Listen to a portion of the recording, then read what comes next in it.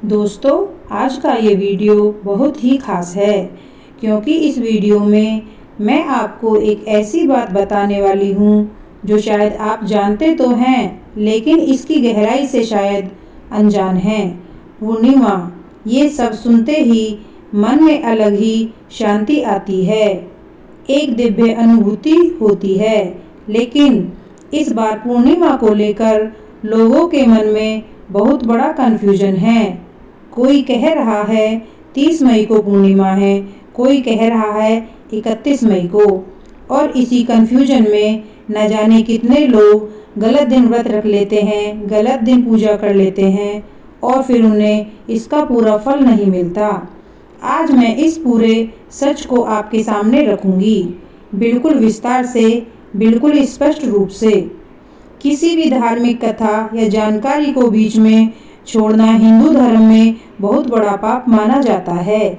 इसीलिए इस वीडियो को अंत तक जरूर देखें और मैं माता लक्ष्मी से प्रार्थना करूंगी कि जो भी इस वीडियो को आज दिल से लाइक करके राघव भक्ति 16 चैनल को सब्सक्राइब करेगा, उसके जीवन के सभी रुके हुए काम पूरे हो जाएं, उसके घर में सुख समृद्धि व धन की कभी कमी न आए, उसके सभी कष्ट माता लक्ष्मी दूर करें और उसके परिवार पर हमेशा अपनी कृपा बनाए रखें। आप देख रहे हैं राघव भक्ति 16 चैनल, तो चलिए शुरू करते हैं। दोस्तों, पूर्णिमा का दिन हिंदू धर्म में सबसे पवित्र दिनों में से एक माना जाता है। इस दिन चंद्रमा अपनी पूर्ण कला में होते हैं, यानी 16 कलाओं से युक्त। शास्त्रों में कहा गया है कि पूर्णिमा की रात चंद्रमा की किरणें अमृत के समान होती हैं। इस दिन जो भी व्यक्ति सच्चे मन से पूजा करता है, व्रत रखता है, दान करता है, उसे 100 गुना फल मिलता है। लेकिन ये तभी होता है जब पूजा सही दिन, सही तिथि व सही विधि से की जाए। अब आते हैं असली सवाल पर। मई की पूर्णिमा 30 तारीख को है या 31 को? देखिए दोस्तों, हिंदी पंचांग के अनुसार पूर्णिमा तिथि की गणना चंद्रमा की स्थिति के आधार पर होती है, न कि सीधे सीधे अंग्रेजी कैलेंडर के आधार पर।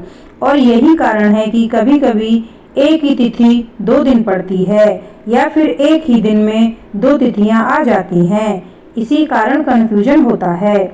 इस बार ज्येष्ठ मास की पूर्णिमा तिथि का प्रारंभ 30 मई को रात के 8:05 पर होगा और ये तिथि 31 मई को शाम के करीबन 4:45 तक रहेगी। अब आप सोच रहे होंगे कि व्रत और पूजा किस दिन करें।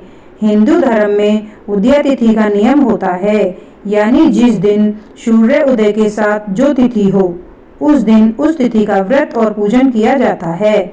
31 मई को सूर्य उदय के समय पूर्णिमा तिथि विद्यमान रहेगी, इसलिए पूर्णिमा तिथि का व्रत 31 मई को किया जाएगा।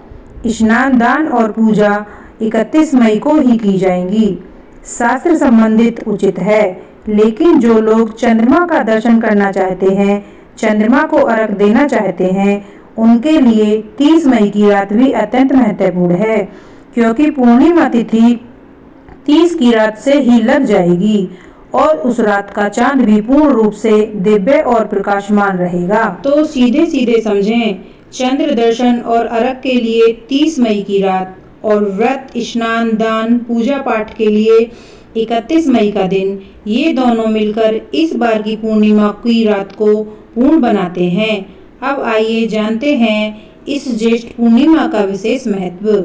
दोस्तों, ज्येष्ठ मास की पूर्णिमा को वट पूर्णिमा भी कहते हैं। यह विशेष रूप से सुहागन स्त्रियों के लिए अत्यंत महत्वपूर्ण है।